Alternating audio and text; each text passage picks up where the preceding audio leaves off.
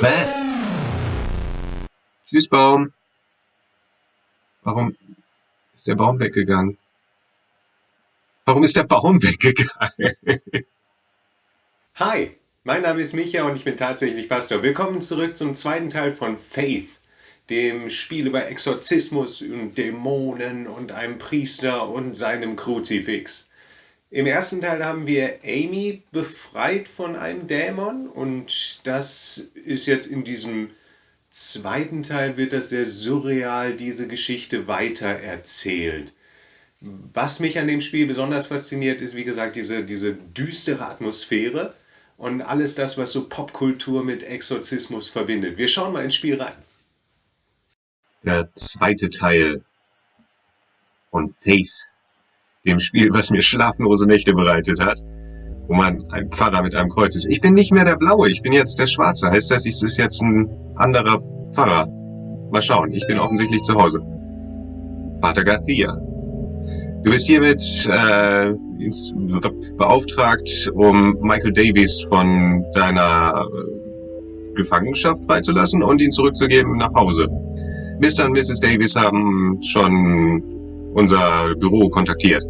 Eine Repräsentative der Kirche ist unterwegs zu deren Haus, um über Kompensationen als Entschädigung für deren Diskretion zu reden.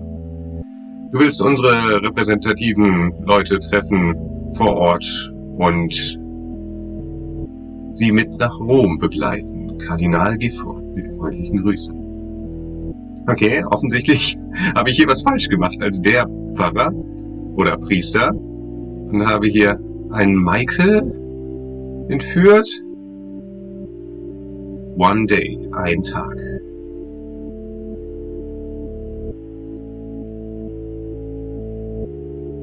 Zwei Wochen. Da sah Michael nicht mehr so gut aus, würde ich mal sagen, ne? 3 Monate. Alright. Michael, mein guter Freund. Tja, hätte ich ihm mal doch was zu essen gegeben. Ist das Michael?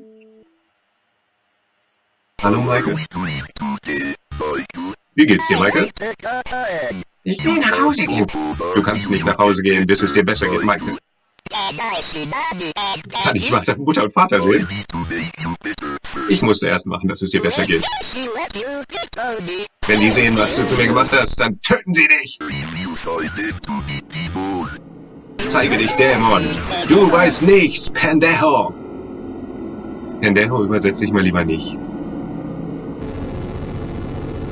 So, schön austreiben. Ich habe angenehm viel Kreuze hinter dem Kopfkissen von ihm. Ach, das war der Walddämon so in etwa im ersten Teil. Wird Michael der Walddämon?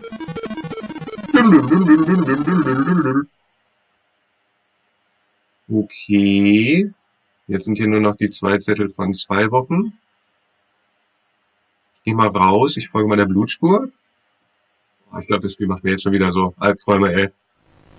Oh ja, oh ja. Ah. Ah. Mein Gott, was hast du getan? Ich hab irgendwas. Du kannst nicht vor Gott dich verstecken, Sohn. Du wirst Warum mache ich Sidestep? Du wirst den allmächtigen Gott kennenlernen. Okay. Es ist 2 Uhr morgens. Und ich bin im Wald. Ich glaube ja, das Spiel wird mich wieder fertig machen, ey.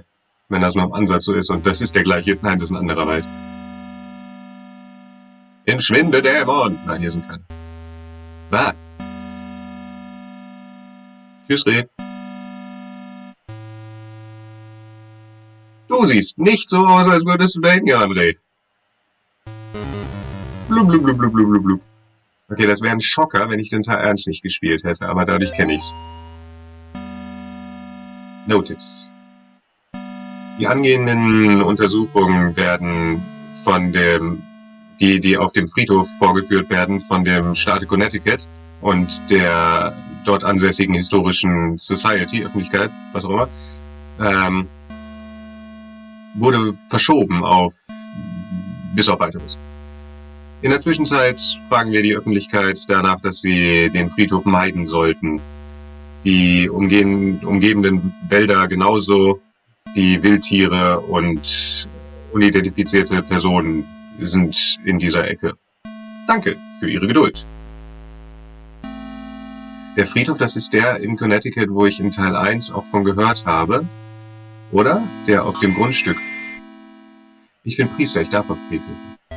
Der auf dem Grundstück sein soll von den, wie hießen die, Martins? Guter alter Friedhof. Gibt's hier Dämonen? Nein. Ah, hier. Blub, blub, blub, blub, blub, blub, blub. Ich habe Hände mit dem Teufel geschüttelt. Ich habe ihm ins Auge geschaut. Er sah aus wie ein lange vergessener Freund. Okay. Liebste Schüler. Wahrlich, nicht jeder, der Lucifer schreit, wird sein Königreich erben. Ihr müsst erst seine Dämonen beschwören. Ihr müsst dann seinen Dämonen dienen. Ihr müsst dann unter den Kindern von den Menschen und seinen Dämonen laufen. So werdet ihr erben den Segen des Unaussprechlichen. Ja, zurück zum sicheren Familiengrab, wann immer ihr in einer Situation seid, wo ihr Ruhe braucht. Hier ist das Enter the Spirit House. Hier scheint das Familiengrab zu sein. Du hast so eine 3 oder ein Symbol auf der Stirn. Okay. Du hast Symbole auf dem Brustkorb. Okay. Und du hast auch ein Symbol auf der Stirn und auf dem Brustkorb. Du bist der Gewinner. Ah. Oh, so grinse ich auch über als Pfarrer. Ach du Schande. Jetzt sind die 3 weg. Die Geister von denen. Okay. Seid ihr noch da? Ja. Okay. Keine Ahnung. Aber, wenn ihr das sagt, machen wir das mal. Jojo. Nix.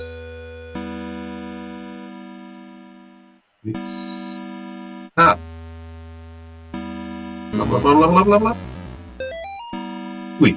Es ist mit großer Betroffenheit, dass die Sterling-Community ansagt, dass Cindy Marie Martin gestorben ist im Alter von 38 und Robert Kimball Martin im Alter von 40.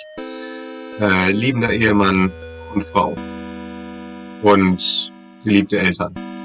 Okay. Ihre Leben sind tragisch zu einem Ende gekommen am 21. September wegen eines Unfalls bei ihnen zu Hause. Bob war ein Ausbilder für die United States Navy und Cindy war eine CPA. Was heißt das? Weiß ich nicht. Und in kürzester oder neulich in der letzten Zeit eine zu Hause alleinerziehende Mutter oder zu Hause erziehende Mutter. Sie waren verheiratet am 12. März 1969 im Voluntown. Obwohl sie nicht besonders religiös sind, haben sie gedacht, dass ihre Kinder haben sie ihre Kinder beigebracht, dass sie nett sein sollen, großzügig und auch in der Gesellschaft integriert. Eine öffentliche Trauerfeier am Sarg wird gehalten in der Tillinghast Funeral Home um 10 Uhr morgens am Donnerstag. Die Friedhof-Services werden kurz danach beginnen, die Beisetzung. Bob und Cindy haben eine Tochter Amy und die Zwillingskinder Nate und Jason hinterlassen. Okay, das waren die aus Teil 1. Also, Amy war die aus Teil 1. Ich befürchte, die sind in Teil 1 schon vor Teil 1 bei dem schiefgelaufenen Exorzismus gestorben, ne?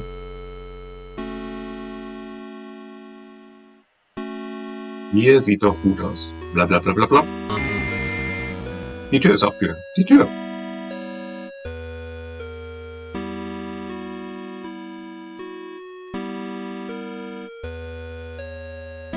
Ach, einer der Geister ist doch nach rechts und einer... Oh je.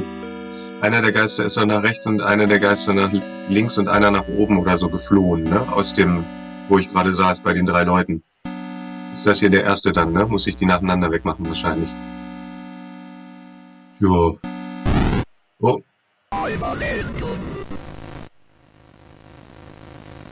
Ich werde dich schmelzen, oder was hast du gesagt? Ah! Das Spiel ist genauso einfach, also wie das letzte.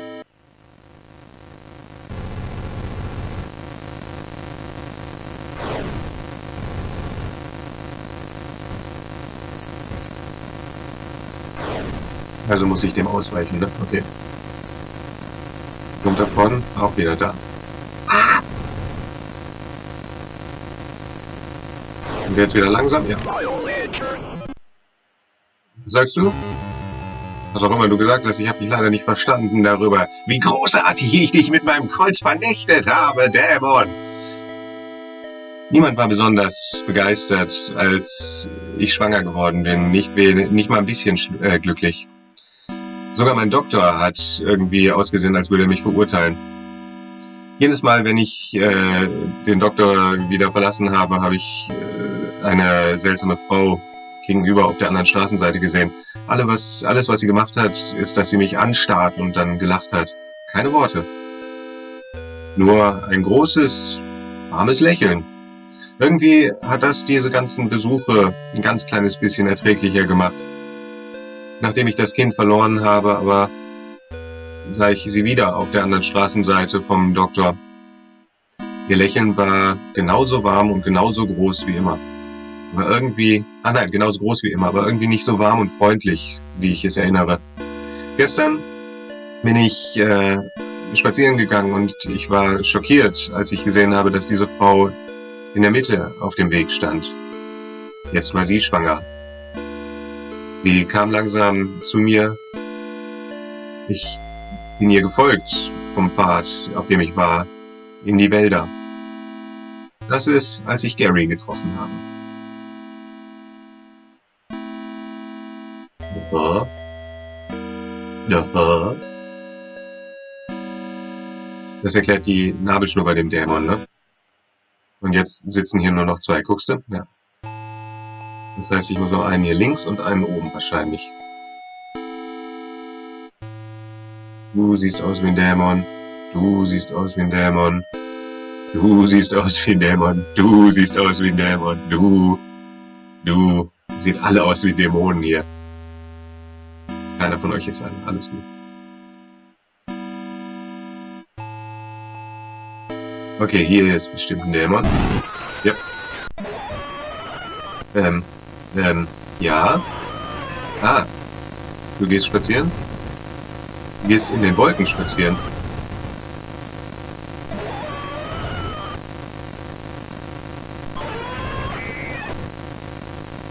Hilfe. Hilfe. Hilfe.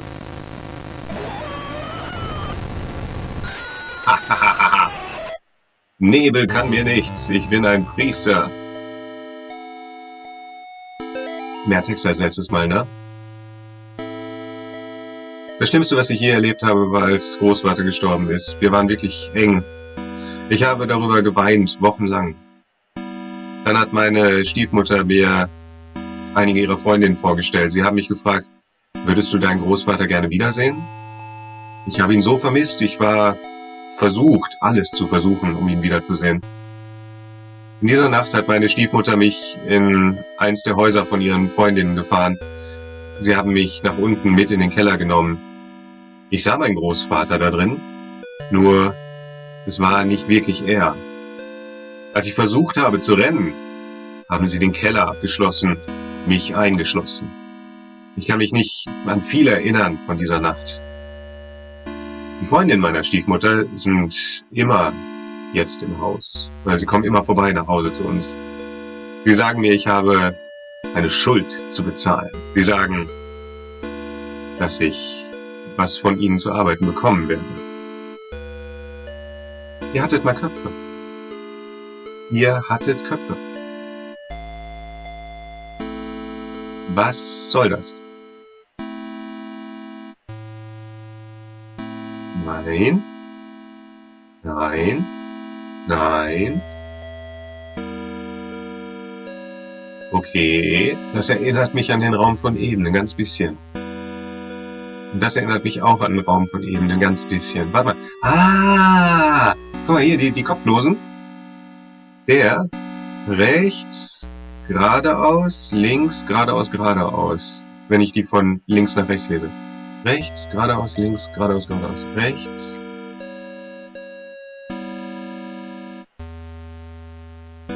Rechts.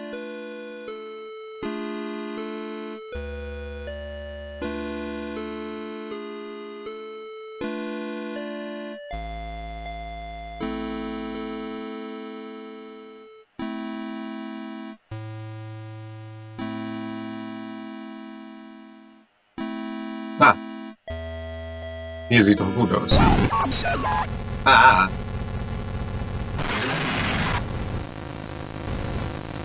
Hilfe. Hilfe.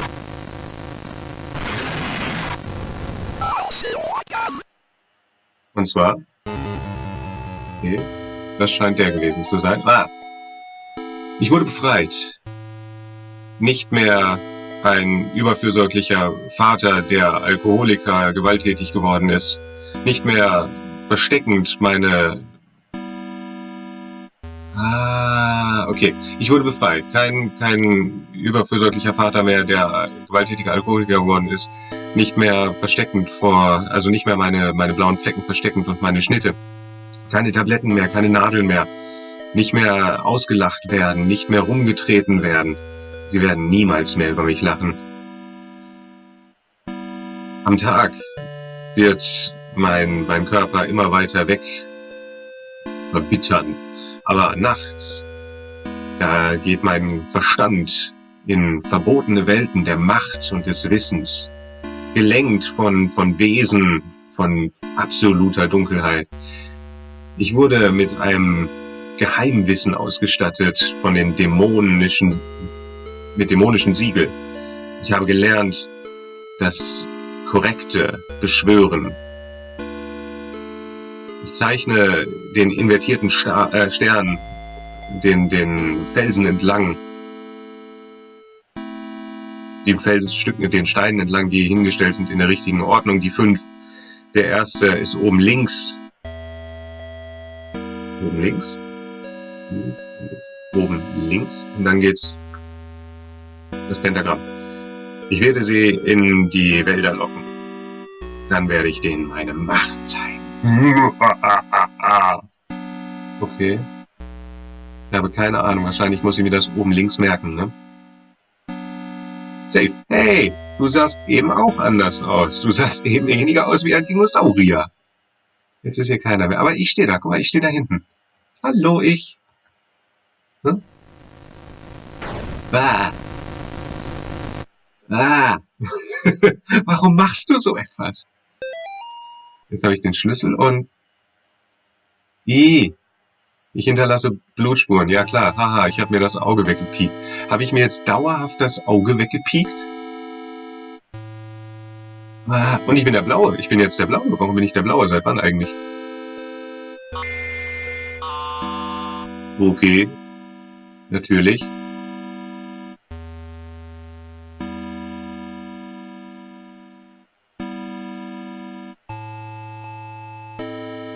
Von dem Spiel überhaupt nicht verwirrt, Leute. Das ist nicht der normale Berufsalltag eines Priesters. Tschüss, Baum. Warum ist der Baum weggegangen? Warum ist der Baum weggegangen? Alter, ist das Spiel hart. Auch wenn es hier so aussieht, als wäre es Licht, in der echten Welt draußen ist es schon sehr dunkel, deswegen habe ich kaum Panik hier. Welcher von euch ist es? Welcher von euch ist es? Das Beruhigende ist, es gibt nur eine Taste in dem Spiel, das heißt, ich habe offensichtlich Nicht die großen Probleme, wenn ich jetzt weiter... Ah, okay, Haus. Haus ist gut. Haus ist gut.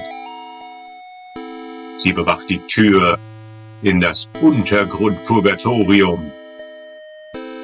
Das Auge hat sie noch nie gesehen. Kinder, fürchten Sie. Ich will mal erst nach oben. Sonnenblumen sehen irgendwie fröhlicher aus als so eine zerstörte, verfallene Kirche mit roter Schrift vor der Tür, die mich warnt. What? Oh. Oh. Den kann man austreiben. Ich musste wiederkommen. Ich musste durch das Kornfeld, durch das Maisfeld ein letztes Mal gehen. Ich war nicht sicher, was ich finden werde. Die Hunde, die Kinder, das Ding, was sie genommen hat. Das sind 5 Jahre. Ich konnte nicht einmal die kleinen Gräber finden. Ich bin nur durch das Feld gelaufen, bis ich diese dumme Vogelscheuche gefunden habe. Als ich auf die Nacht gehört habe und den Wind, der durch die Felder, durch die Maiskörner gedingenst ist, was sagt man beim Wind, geweht ist, war die blöde Vogelscheuche es, die über mich gelacht hat. Ich habe mich umgedreht, um wegzugehen. Und das ist, als ich hinter mir es gehört habe. Na, es war mehr, ich habe es gefühlt. Ich habe mich nicht gewagt, umzudrehen. Wir sind nur da gestanden. Ich, die Vogelscheuche und das verdammte Kind. Endlich. Ich habe nach oben geschaut, ein ganz kleines bisschen, und habe Mut gehabt, hinzusehen. Es ist sofort weggelaufen in die entgegengesetzte Richtung. Durch die Reihen der Maisstände gerannt. Ich bin auch gerannt. Das kleine bisschen, was ich gesehen habe, das hat das Blut aus meinen Adern und aus meinem Gesicht genommen. Und das hat mich ganz blass gemacht. Ich sage es, denn was immer es war, was dort geschaut hat, das hatte kein Gesicht. Nur blutige, offene Löcher. Ein blutiges, offenes Loch. Ständiges Gesicht. Ist mal doch nicht ins Maisfeld geschaut, was? Muss man einmal so rum, ne? Boah, macht einen das Spiel fertig.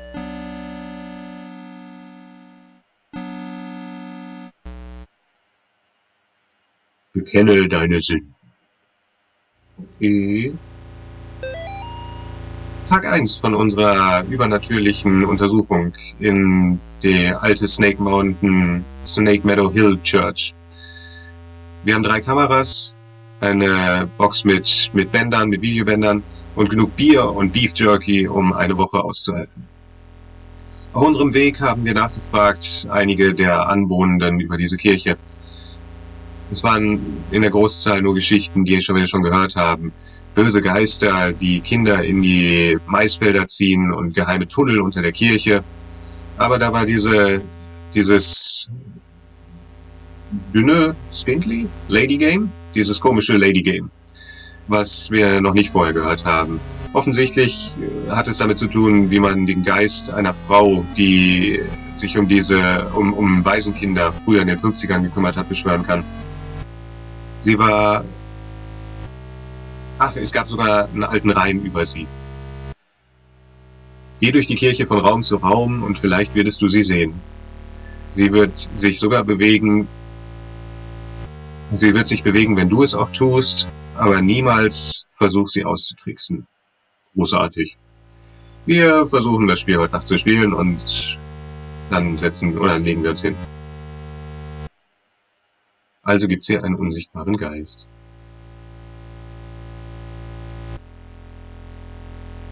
Die Tür ist aufgegangen hier. Oder zu. Oder so etwas. Das ist bestimmt... hier kommt man nach unten. Guck mal. Das sind die Kirchbänke. Wie schön, wie schön. Und hier ist... guck mal, alles, was du brauchst. Kanzel, Kreuz, Ambo. Ich gehe mal an Ambo. Schön. Hier gibt's gar keine Kanzel. Aha. Das ist der Dämon aus dem ersten Teil. Hey, den kann man austreiben. Ist trotzdem noch immer so. Und das ist ein Kreuz. Habe ich dafür was gekriegt, dass ich den ausgetrieben habe? Nee. Doch, da unten ist ein Zettel unter dem Altar. Was sollst du sein? Sollst du das Taufbecken sein oder sollst du die Kanzel sein? Du sollst die Kanzel sein. Jetzt kein Taufbecken, nur Abendmahl. Nacht 2. Wir werden reich werden. Wir haben übernatürliches Zeugs auf der Kamera schon immer mal wieder gefunden. Klar, Türen, die sich selbstständig öffnen, Dinge, die aus Bücherregalen fallen, aber nichts wie das hier. Nachts, als wir gerade dieses komische Spinny Leggy Spiel gespielt haben, ist eine der Kerzen auf dem Boden von selber angegangen. Sobald als Lars reingegangen ist in den Raum. Es war total verrückt und wir haben alles auf Film. Wir werden ein Vermögen machen, wenn wir das zu den Fernsehstationen verkaufen. Ja, sicher. Sicher. Die Kirche sieht ein wenig heruntergekommen. Das macht mich nervös mit dem Ding hier. Wo kommt man hier hin? Ach, so eine kleine Taufkapelle oder Krypta. Schön. Schön, schön, schön, was ihr hier habt. Ein bisschen schwarz und dunkel alles. Ich hätte es ein bisschen heller gestaltet, aber naja, ich frag ja keiner. Guckst du hier? Soll das das allsehende Auge sein? Dafür ist es nicht dreieckig genug. Da hinten ist ein Kreuz gefallen.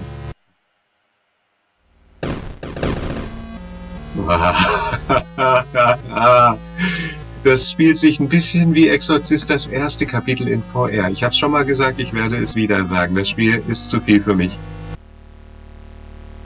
Würde ich dieses Spiel nicht aufnehmen, würde ich es wahrscheinlich nicht weiterspielen. Ich sag's auch so, ganz ehrlich. La la la. Das mit der Tür macht mich überhaupt nicht mehr nervös.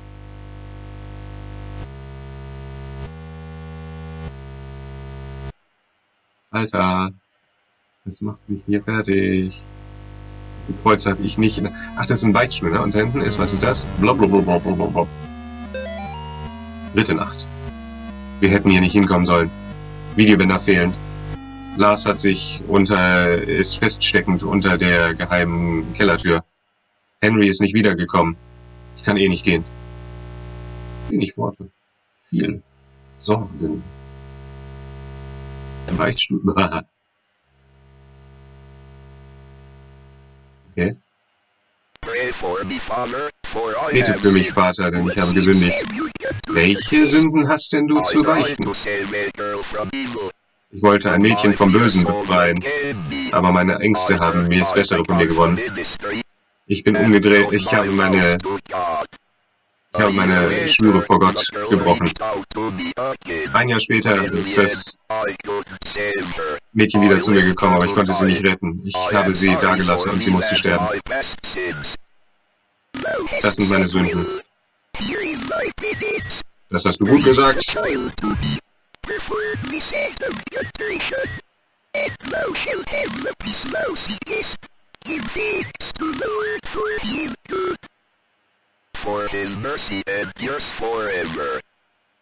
Okay. Du hast deine Sünden wohl bekannt. Hier ist das, was du tun musst, damit deine Sünden gereinigt werden. Bring das Kind zu mir! Und danke dem Herrn, denn er ist gnädig und seine Güte währet ewiglich. Amen. Alter. Nacht 1. Wir haben immer noch keinen Weg in den Keller gefunden, aber wir haben irgendwas anderes Cooles gefunden. Eine geheime Passage in die alte Beichtkabine, die in diesen Gang hier führt. Henry wird in die Stadt gehen, um eine Brechstange zu kaufen. Wir werden sehen, ob wir diese Boards, diese Bretter vor den Verschlägen wegbekommen. Aber das ist nicht mal das Beste. Wir haben ein EVP, wahrscheinlich ein Geist, gefangen.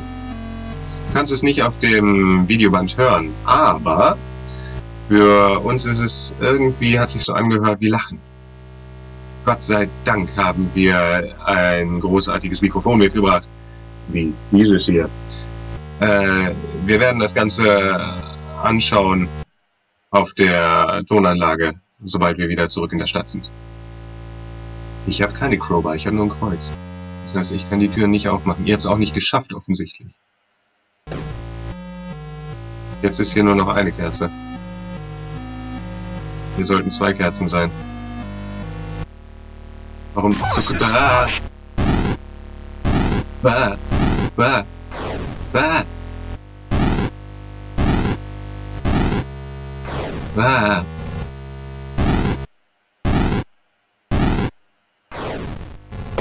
Bah!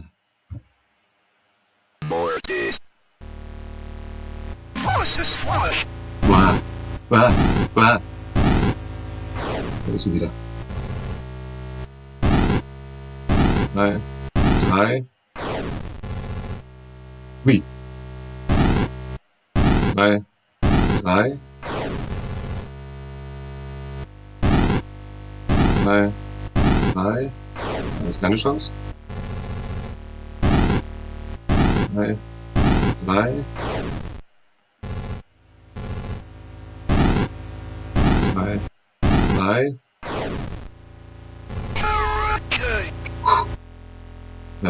Ja. Jetzt der Keller auf. Ah!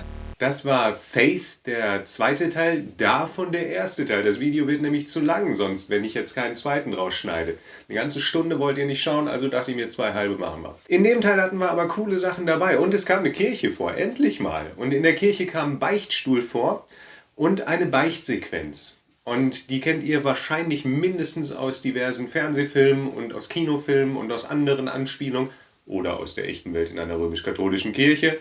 Vergib mir, Vater, denn ich habe gesündigt, ich habe dies und jenes gemacht. In dem Fall sagt der Priester, er hat im Prinzip nicht richtig gehandelt bei Amy, weil er vor Angst geflohen ist. Das war der Exorzismus vor Teil 1. Die Stimme aus dem Beichtstuhl, wir wissen noch nicht, ist es ein Priester, ist es sein Verstand, ist es sein Gewissen oder ist es der Dämon, sagt zunächst, oh, du hast nichts Schlimmes gemacht. Und dann sagt er aber dann, aha, um deine Schuld zu begleichen, mein Sohn, musst du nur Folgendes machen. Bring mir das Mädchen! Also scheint es ein Dämon zu sein. Das finde ich einfach nur interessant, weil danach geht der Dialog weiter von dem Priester, der den Bußakt sozusagen beendet. Und wir als Priester sagen an dem Moment dann auch, und seine Güte wäret ewiglich. Amen. Also wir beenden diesen Beichtakt auch. Das heißt, der Priester in dem Moment hat nicht durchschauen können, dass es sozusagen etwas ist, was er nicht tun sollte. Das Mädchen zu dem Beichtstuhl zu bringen, ist natürlich das Schlimmstmögliche, was er tun kann. Genau, Mietz. Die Katze hat sofort durchschaut, ihr auch. Wir schauen mal, wie es im zweiten Teil weitergeht. Bis dahin, macht's gut, in dem Sinne bleibt behütet. Ciao.